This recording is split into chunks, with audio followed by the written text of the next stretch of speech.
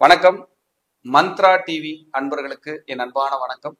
தொடர்ந்து இந்த சேனலுக்காக நீங்கள் கொடுத்து வருகின்ற ஆதரவுக்கு கோடான கோடி நன்றி. தொடர்ந்து இந்த சேனலை பாருங்க. இதில் வருகின்ற கருத்துக்கள், ஜோதிட பதிவுகள், ஜோதிட கருத்துக்கள் உங்கள் வாழ்விற்கு ஒரு வெளிச்சமாக நிச்சயமாக அமையும். தொடர்ந்து ஆதரவு தாருங்கள், பாருங்கள். இன்னைக்கு பேச இருக்கிற ஒரு வித்தியாசமான, எல்லோருக்கும் தேவையான ஒரு முக்கியமான தலைப்பு. குல தெய்வத்தை நீங்கள் இப்படித்தான் வணங்க வேண்டும். ஆமாம் சார், நான் குலதெய்வம் போயிட்டு தானே இருக்கோம், இனி எப்படி சார் வணங்குறது அப்படின்றது. என்னோட ஸ்டைலில் நான் வணங்கி வெற்றி அடைந்த முறையை, எல்லோருக்கும் சொல்லி வெற்றி அடைந்த முறையை உங்களுக்கு நான் சொல்கிறேன். முதல்ல மைண்டில் நல்லா வச்சுக்கோங்க. குலதெய்வ வழிபாடு என்றைக்குமே ஒரு பௌர்ணமியிலையோ ஒரு அமாவாசையிலையோ செய்வது தான் சிறப்பு. என்ன காரணம்னா, அந்த அமாவாசை பௌர்ணமியில் திதி சூன்ய தோஷம் இல்லாத நாள். முதல்ல அதை தெரிஞ்சுக்கங்க மைண்டில். குலதெய்வத்தோட அனுகிரகம் இல்லாமல் ஒருத்தரோட உயிரை யம தர்மராஜா தொடக்கூட முடியாதுங்க. குலதெய்வத்துக்கிட்டே அனுமதி கேட்கணுங்க. குலதெய்வ அனுமதியெல்லாம் கொடுக்காது.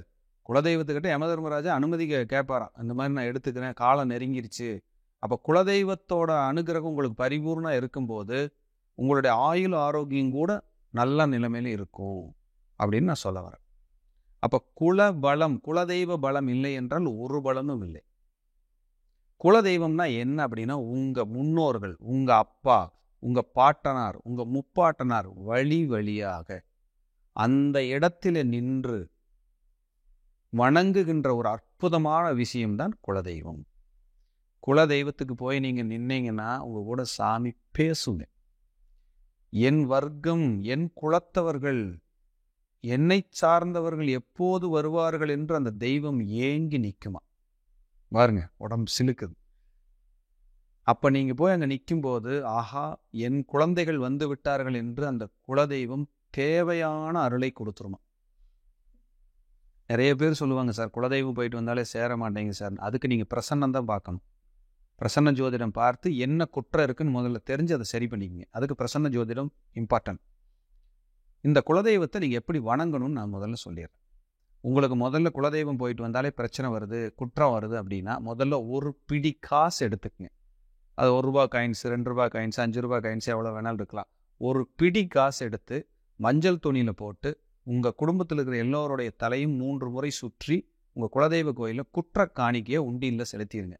தெரிந்தும் தெரியாமலும் அறிந்தும் அறியாமலும் ஏதேனும் தவறு செய்திருந்தால் நீங்கள் தான் மன்னித்து அருள வேண்டும் என்று வேண்டிக் கொள்ளுங்கள்.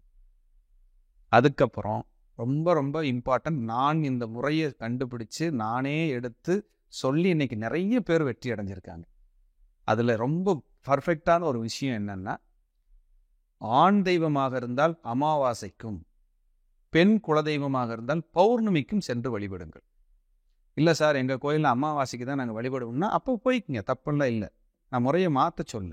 ஆனால் இந்த வீடியோ பார்த்துட்டு இருக்கிற நீங்கள், உங்களுக்கு குலதெய்வ அனுகிரகம் இருந்தால் தான் இதை கேட்கவே முடியுங்க. இல்லைன்னா கேட்க விடாத உங்களை. நான் இதை தெளிவாக சொல்ல முடியும் என்னால். அப்போது ஆண் தெய்வமாக இருந்தால் அமாவாசையிலும், பெண் தெய்வமாக இருந்தால் பௌர்ணமியிலும் சென்று அங்கே அந்த கோயிலில் 9 மூடி தேங்காய், 9 மூடி தேங்காய், பசு நெய், பஞ்சு திரியிட்டு அந்த கோயிலிலே தீபம் ஏற்றி 9 மூடி தேங்காய் எப்படி போடணும் அப்படின்னா, இந்த மேல் மூடி இருக்குல்லங்க, குடுமை உள்ள மூடி, அந்த கண் உள்ள மூடி இல்லாமல் கீழ் மூடி, அதுக்கு அந்த கண்ணில் 3 கண் உள்ள மூடியில் இல்லாமல் அதுக்கு அடுத்த ஆல்டர்னேட்டிவ் அந்த தேங்காய் மூடியில் நீங்கள் தீபம் போடணும். அப்படி தீபம் போட்டிங்கன்னா உங்களுடைய கஷ்டங்கள் தேய்ந்து, பிரச்சனைகள் தேய்ந்து, மன நிம்மதி அடைந்து குலதெய்வத்தின் பரிபூர்ண ஆசீர்வாதத்தை நீங்கள் வாங்கிக்கலாம். மன நிம்மதியை அடையலாம்.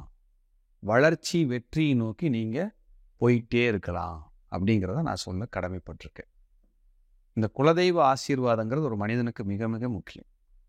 இந்த 9 மூடி தேங்காய் எடுத்து ஒரு அமாவாசையில் ஆண் தெய்வத்துக்கோ, பெண் தெய்வமாக இருந்தால் பௌர்ணமியிலையோ நெய் தீபம் ஏற்றி பாருங்க. மேல் மூடி கீழ் மூடின்னு குழப்பம் இருக்குது சார் எனக்கு அப்படின்னா, நீங்கள் எதை பற்றி குழப்பமே வேண்டாம்.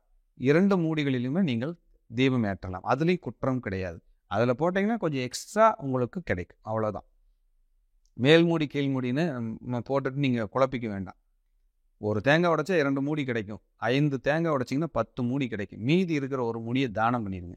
மீதி இருக்கிற அந்த தேங்காயில் சுத்தமான பசுனை பஞ்சு திரி போட்டு தலைவாழை இலை போட்டு அது மேலே பச்சரிசி போட்டு அதுக்கு மேலே அந்த தேங்காயை வைத்து மஞ்சளும் குங்குமமும் இட்டு பசுனை இட்டு பஞ்சு திரி போட்டு நல்ல பிரார்த்தனை பண்ணி மானசீகமாக உங்கள் கோரிக்கையை வச்சு வேண்டிட்டு அந்த இடத்துல தீபம் ஏற்றி ஒரு பொங்கல் வைத்து நெய்வேத்தியம் செய்து 10 பேர்த்துக்கு தானம் பண்ணி பிரார்த்தனை பண்ணிட்டு நல்ல மானசீகமாக வேண்டிட்டு வாங்க. உங்கள் தெய்வம், உங்கள் குலதெய்வம் உங்கள் கூடவே இருக்கும், உங்களுக்கு சப்போர்ட் பண்ணும். குலதெய்வ ஆசீர்வாதமே இல்லை சார், என்ன சார் பண்ணுறதுன்னா இதை செஞ்சு பார்த்துட்டு நீங்கள் சொல்லுங்கள். நிறைய பேர், ஆயிரக்கணக்கான பேர் இதை செஞ்சு ஃபீட்பேக் கொடுத்துருக்காங்க.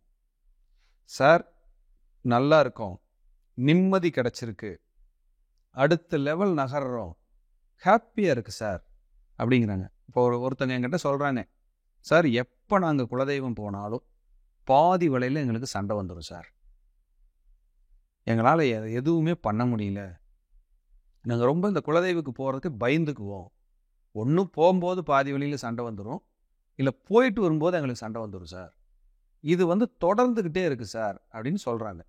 எப்போவுமே குலதெய்வத்தை நம்ம பார்க்கும்போது அதை செக் பண்ணும்போது பிரசன்னத்தில் தான் நாங்கள் செக் பண்ணி சொல்லுவோங்க. சோழி பிரசன்னத்துலேயோ ஜாமக்கோள் பிரசன்னத்துலேயோ நம்ம பார்ப்போம். அப்படி பார்க்கும்போது குலதெய்வத்தில் இந்த மாதிரி குற்றங்கள் இருக்குது, இந்த மாதிரி தொந்தரவுகள் இருக்குங்கிறத கண்டறிந்து நான் இந்த மாதிரியான சில பரிகாரங்களை எல்லாம் கொடுப்பேன். அது அந்த பிரசன்னம் பார்க்கும்போது அதுக்கு தகுந்த பரிகாரங்கள் சிலது கொடுப்போம். இது ஜென்ரலாக நான் சொல்கிறேன். அப்படி அவங்க பிரசன்னம் பார்க்கும்போது இந்த மாதிரி ஒரு பரிகாரத்தை நம்ம கொடுத்தோம். ஒரு பிடி காசு எடுத்து உங்கள் குடும்பத்தார் தலை சுற்றி மானசீகமாக எந்த சண்டை சச்சரவு இல்லாமல் இனிமேல் வரணும், போயிட்டு வந்தால் நல்லா இருக்கணும்னு சொல்லி வேண்டி காணிக்க செலுத்திட்டு வாங்கன்னு சொல்லி சொன்னோம். அதுக்கப்புறம் இப்போ அவங்க சொல்கிற வார்த்தை என்னென்னா, சார் இப்போ எந்த சண்டையும் வர்றதில்லை, ரிலாக்ஸாக இருக்கும், எங்களுக்கு ஒரு வளர்ச்சி கிடச்சிருக்கு, மன நிம்மதியோடு நாங்கள் ட்ராவல் பண்ணுறோம் சார், உங்களுக்கு நன்றின்னு சொல்கிறாங்க. ஸோ பாருங்கள், அந்த கிளைண்ட்டு இந்த குலதெய்வத்தினால் இருக்கிற அந்த தோஷத்தை நீக்கி கொடுத்து அவங்க நல்லா இருக்காங்க, அவங்க ஒரு சந்தோஷம் அடையும் போது எனக்கு ஒரு பெரிய வெற்றி, எனக்கு ஒரு பிளஸ்ஸிங், அவங்களும் நல்லா இருக்காங்க அப்படிங்கும்போது எனக்கு ஒரு பெரிய நம்பிக்கை. அப்போ இதெல்லாம் உங்களுக்கும் நடக்கணும் அப்படின்னு ஆசைப்பட்றேன். அதனால் இந்த குலதெய்வ வழிபாடை நான் சொன்ன முறைகளில் நீங்கள் வழிபட்டு உங்களுக்கு நிம்மதி கிடைத்து வெற்றி அடைந்தால் அதை தயவு செய்து என்னோடு நீங்கள் பகிர்ந்து கொள்ளலாம். மனசுக்கு எனக்கு நிறைவாக இருக்கும். போயிட்டு வந்ததுக்கப்புறம் பகிர்ந்து கொள்ளுங்க. இந்த சந்தேகத்துக்காக என்னை தொடர்பு கொண்டீங்கன்னா நான் என்னால் உங்களுக்கு எல்லாத்துக்கும் ஒவ்வொருத்தருக்கும் நம்ம தனித்தனியாக பதில் சொல்ல முடியாதுங்கிறனால தான் ஒட்டுமொத்த வீடியோவாக ஒரு ப்ரெசன்டேஷன் கொடுக்குறேன். இதை பயன்படுத்தி உங்கள் வாழ்க்கையில் நீங்கள் நல்ல முன்னேற்றம் அடைந்து எல்லோரும் குலதெய்வ ஆசீர்வாதத்துடன் இன்னும் மேலும் மேலும் பொருளாதாரத்தோடும் ஆயுள் ஆரோக்கியத்தோடும் நல்ல வாழ்க்கை வாழ அனைவருக்கும் என் மானசீகமான ஆசிகள் மற்றும் வாழ்த்துக்கள். மீண்டும் ஒரு நல்ல பதிவிலை சந்திக்கிறேன். அதுவரை உங்களிடமிருந்து தற்காலிகமாக விடைபெறுவது அவினாசி ஜோதிலிங்கம், பிரசன்ன ஜோதிட ஆராய்ச்சியாளர். நன்றி, வணக்கம், வாழ்க வளமுடன். தொடர்ந்து இந்த சேனலுக்காக நீங்கள் கொடுத்து வருகின்ற ஆதரவிற்கு கோடான கோடி நன்றி. தொடர்ந்து இந்த சேனலை பாருங்க. இதில் வருகின்ற கருத்துக்கள், ஜோதிட பதிவுகள், ஜோதிட கருத்துக்கள் உங்கள் வாழ்விற்கு ஒரு வெளிச்சமாக நிச்சயமாக அமையும். தொடர்ந்து ஆதரவு தாருங்கள், பாருங்கள்.